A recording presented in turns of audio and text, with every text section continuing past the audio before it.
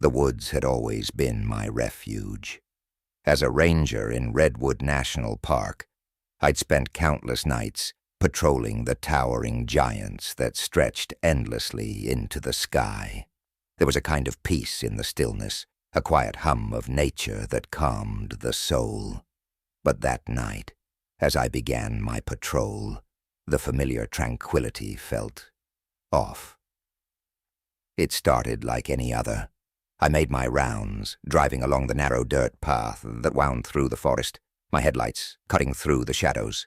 The trees loomed on either side, their branches swaying gently in the cool night breeze. The radio in my patrol car crackled occasionally, a reminder that civilization wasn't too far away, though out here it often felt like another world. But something gnawed at me, a strange unease that I couldn't shake. The air was heavy, thicker than usual, as if the forest itself was holding its breath. I told myself it was nothing. I'd been doing this job long enough to know that the mind could play tricks on you out here in the isolation. Still, I couldn't help but grip the steering wheel a little tighter. As I rounded a bend in the road, I saw it, a faint glow in the distance deep within the woods. A cabin. That was impossible. There were no structures in this part of the park, at least none that were supposed to be here. My heart picked up pace, and a chill ran down my spine. I stopped the car and reached for my flashlight, stepping out into the cool night air. The gravel crunched beneath my boots, the only sound in the suffocating silence. The cabin was nestled between the trees, its wooden walls bathed in an eerie, unnatural orange glow. I didn't like this. Every instinct screamed at me to get back in the car, to radio for backup, but my feet carried me forward anyway. I approached cautiously, my flashlight beam bouncing off the trees and dirt as I made my way closer. The light inside flickered like a dying flame, casting shadows that seemed to writhe and twist on the walls. And then I heard it, a low, guttural growl, like something deep and primal. It didn't sound like any animal I'd ever heard in these woods. I froze, my breath catching in my throat. The sound wasn't coming from inside the cabin. It was coming from the walls. I inched closer, peering through one of the windows. The cabin was empty, no sign of anyone inside, just a single lantern, flickering on a rough wooden table. The growling grew louder, more insistent. My flashlight began to shake in my hand. "Dispatch, this is Ranger 12, I whispered into my radio, trying to keep my voice steady. I need backup. I'm at an unauthorized cabin. Grid coordinates." The rest of my sentence was drowned out by a sudden piercing shriek. It tore through the still night air, sharp and unnatural, like nothing I had ever heard before. I spun around, my flashlight cutting wildly through the darkness. Nothing. No movement. No sign of anything living. The shriek stopped as suddenly as it had started, leaving the night in an oppressive, suffocating silence. I turned back to the cabin, but the light inside had vanished. The growling stopped too. For a moment, I stood there, paralyzed. My mind raced to catch up with what had just happened, but nothing made sense. The cabin, the growling, the shriek. What the hell was going on? I stepped back, my heart pounding in my chest. I needed to get out of there. As I reached for my radio again, headlights appeared down the road. Backup. Relief washed over me as two more rangers stepped out of their vehicle, flashlights in hand. "Jim," one of them called out. "What's going on?" I pointed toward where the cabin had been. There. It was right there. They followed my gaze, their flashlights sweeping over the area. But the cabin, it was gone. Completely vanished. I walked forward, my steps shaky, my mind racing. There was no sign of it, just dirty, disturbed earth, as if something heavy had been dragged away. But there were no tracks, no debris, nothing to explain what I had seen. "What the hell?" one of the rangers muttered under his breath. "Are you sure you saw something?"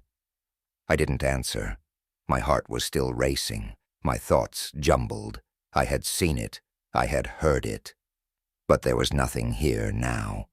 For the rest of the night I replayed the events in my head, over and over. The growling, the shriek, the way the cabin had just disappeared. It felt impossible, like something out of a nightmare. But I couldn't shake the feeling that whatever I had encountered wasn't finished with me. The following nights were worse. Every shadow seemed to move, every rustle in the trees made my skin crawl. The once familiar woods now felt alien, threatening. I couldn't escape the feeling that something was watching me, just beyond the reach of the trees. My patrols, which had once brought me peace, now filled me with dread. I started hearing it again. The growling. It followed me, echoing through the trees on nights when I was alone. But every time I turned around, there was nothing. Just the darkness, thick and impenetrable. One night I returned to the spot where the cabin had been, hoping to find some explanation, some clue that I hadn't imagined it. But the forest was quiet, the earth undisturbed. Still I could feel it, an unseen presence, something lurking just out of sight. The growling was louder that night, closer. I didn't wait to hear more. I turned and ran, the flashlight bouncing wildly in my hand, the trees closing in around me. The woods had always been my refuge. Now they were my prison. The cabin sat nestled in the mountains, hidden from the world by a wall of towering trees. It was an old, weathered structure, but something about its isolation and rustic charm pulled us in. My friends, Sarah, James, and I, had planned this weekend for months. A renovation project, a little escape from the city, a chance to unplug and bond over hard work. We arrived late in the afternoon, the sun casting a warm, golden light over the valley. As we unloaded the truck, laughter filled the air, echoing through the trees. The cabin felt inviting in the daylight, like it was waiting for us to bring it back to life. But that first night, as the sun dipped behind the mountains and darkness wrapped itself around us, the cabin's charm began to fade. We sat around the fireplace, the warmth of the flames cutting through the chill of the mountain air. Sarah was telling some story about a co-worker when I felt it, a weight pressing down on me like someone or something was watching. I brushed it off. We were in the middle of nowhere. Of course, it felt strange, but the longer we sat there, the more it gnawed at me. I wasn't alone in feeling it either. James shifted uneasily in his seat, and Sarah kept glancing over her shoulder. "Feels weird, doesn't it?" James muttered, his eyes scanning the shadows outside the window. Sarah nodded but said nothing. We all felt it. The cabin, once cozy, now seemed oppressive, like it was holding its breath, waiting for something. We called it a night, early. As I lay in bed, staring at the wooden beams above, I couldn't shake the feeling of unease. Every creak of the old house, every rustle of the wind against the window made me jump. And then, just as I was about to drift off, I heard it. Footsteps. Light, barely there, but unmistakable. I held my breath, listening. The sound was coming from above, where no one was. We hadn't been upstairs yet. The stairs were rotted, and we agreed to start the renovation there the next day. But now, someone, or something, was up there. I told myself it was just the house settling. Old houses made noise. But as the footsteps continued, a cold sweat broke out across my skin. They stopped, as suddenly as they had started, but by then, sleep was impossible. I spent the rest of the night wide awake, ears straining for any sound. The next morning, Sarah and James seemed uneasy too. None of us mentioned the footsteps, but we all looked a little worse for wear. We threw ourselves into the renovation, hoping the hard work would keep our minds off the creeping dread. But the weirdness only intensified. Tools we had left out the night before were missing, only to reappear in random places. Nails, hammers, even the heavy toolbox, gone, then back again. At first we laughed it off, blaming it on exhaustion or our own forgetfulness. But as the day wore on, the jokes stopped. It was Sarah who first said it out loud. "I feel like someone's messing with us," she whispered as we were eating lunch, her voice barely audible over the wind. James shrugged, but he wouldn't meet her eyes. "We're just tired. It's an old cabin. It's bound to feel creepy." But I saw it in his face. He felt it too, that evening. As the sun set and the shadows stretched long, the cabin seemed to shift around us. The air grew thick, suffocating. The smell of damp wood and dust was overwhelming. As I was preparing dinner, the lights flickered once, twice, then went out completely, plunging us into darkness. "What the hell?" I fumbled for the flashlight, panic setting in. Sarah screamed. The sound sent chills down my spine. "Something's here," she whispered, pointing towards the hallway, her face pale, her body trembling. James grabbed the flashlight, his hand shaking as the beam cut through the dark. The hallway stretched before us, empty, but then we heard it. A growl, low and guttural, like an animal, only it wasn't an animal. It was something worse. The sound grew louder, closer, coming from the hallway that led upstairs. "Run," James said, his voice barely a whisper. We didn't need to be told twice. We bolted for the door, Sarah tripping over a chair as we scrambled out into the night. The growl followed us, echoing in the trees, a primal, menacing sound that sent terror coursing through my veins. We didn't stop running. Branches whipped at my face, the cold air stung my lungs, but I didn't dare slow down. I could hear Sarah crying behind me, James shouting something, but the only thing I could focus on was the thudding of my own heart, the primal instinct to escape. We didn't stop until we hit the main road. We collapsed there, panting, shaking, our bodies trembling with fear. No one said a word. We just sat there, staring back into the darkness from which we had fled. We never went back to the cabin. Our tools, our bags, everything we'd brought with us. It was all left behind. Whatever was in that house, it wasn't something you could fix with nails and paint.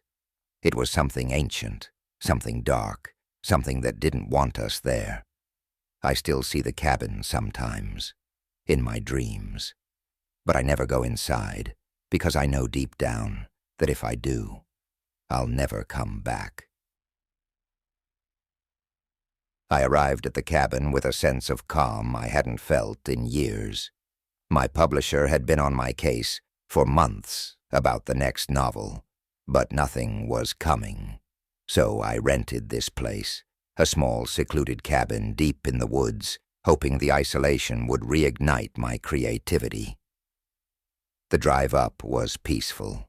The cabin looked perfect, nestled between tall pines, the kind of place where time seemed to slow down. As I unpacked, I already felt the tension lifting from my shoulders. This was what I needed: quiet, solitude, and a space to let my thoughts wander freely. The first few days were exactly what I'd hoped for. I spent my mornings hiking through the dense woods, breathing in the crisp, cool air. By afternoon, I'd sit by the large window overlooking the trees, writing pages upon pages of new ideas. In the evenings, I'd light a fire, sip whiskey, and read until my eyes grew heavy. For the first time in years, I felt at peace, disconnected from the noise of the world. But by the fourth night, something changed. I'd just finished my usual routine, hiking, writing, reading, when I heard it. A faint creaking noise from above. The cabin was old, so I dismissed it as the wood settling. Still, there was something about the sound that made the hair on the back of my neck stand up. I shrugged it off and went to bed. The next night, the noise returned, louder this time, more distinct. It wasn't just creaking now. It was as if something, or someone, was moving. I told myself it was nothing, but I couldn't sleep. I lay in bed, staring at the ceiling, listening to the sound. It came from the attic. Morning light brought relief, and I almost laughed at how ridiculous I'd been. The isolation was playing tricks on me, I told myself. But that night, the noises grew even worse. It wasn't just creaking anymore. I heard whispers, faint, indistinct murmurs, as if someone, or something, was standing just outside my bedroom door, speaking in hushed tones. My pulse quickened. I sat up in bed, listening, heart pounding. I was no longer alone here. Determined to prove it was all in my head, I decided to explore the attic. Armed with a flashlight, I climbed the narrow stairs. The attic was musty and filled with dust. Old furniture, boxes, and an old trunk sat against the far wall. I moved toward it, feeling an odd sense of unease, but I couldn't help myself. My fingers trembled as I unlatched the lid. Inside were photographs, dozens of them, black and white images of a family, parents and 2 children, standing in front of this very cabin. The father's face was stern, his eyes cold. The mother's gaze was empty, as if life had drained from her. But it was the children's eyes that stopped me. They were wide with terror, as if something had frightened them beyond words. Beneath the photographs were journals. The ink was faded, but legible. I began to read, skimming through the family's story. It started innocently enough. Just like me, they'd come to the cabin seeking peace. But the further I read, the more erratic the entries became. The father wrote about strange occurrences, noises, shadows in the woods, whispers at night. His wife grew ill, bedridden by an unshakable dread. The children spoke of a presence in the woods, something dark that watched them from between the trees. The last few entries chilled me to the core. The father described a night of terror, where the whispers grew louder, closer, until they seemed to be coming from inside the house. In his final entry, written in a shaky hand, he spoke of a malevolent force, something ancient that had claimed his family. They tried to leave, but it wouldn't let them. I slammed the journal shut, my hands trembling. I had to leave. I packed my bags in a frenzy, my mind racing with the horrors I'd just read. But as I reached for the door, a soft creak echoed from the attic. It was as if the cabin was alive, watching me. The whispers started again, faint at first but growing louder with each passing second.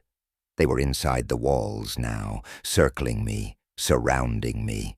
Panicking, I bolted for the door, but it wouldn't budge. I yanked on the handle, but it was as if something was holding it shut. The whispers grew louder, overlapping, incomprehensible, but full of malice. My heart raced, my breath quickened. I ran to the window and tried to open it, but it, too, was stuck. A soft knock echoed from the attic, then another. My chest tightened as I realized the knocks were descending, coming closer. The stairs creaked. I backed into the corner of the room, every nerve in my body screaming. The door to the attic was now wide open. A shadow stood at the top of the stairs, barely visible in the dim light, but I could feel its eyes on me. The whispers stopped. For a moment, there was only silence. My pulse thundered in my ears. Then, slowly, the shadow began to move. I screamed, hurling myself at the door with all my strength. It flew open, and I stumbled into the night, my feet pounding the earth as I sprinted away from the cabin, never looking back. I don't know how long I ran, but eventually I reached the road, gasping for breath. I flagged down a passing car and never spoke of the cabin again. But even now, as I write this, I can feel it watching me. The cabin, waiting for its next victim.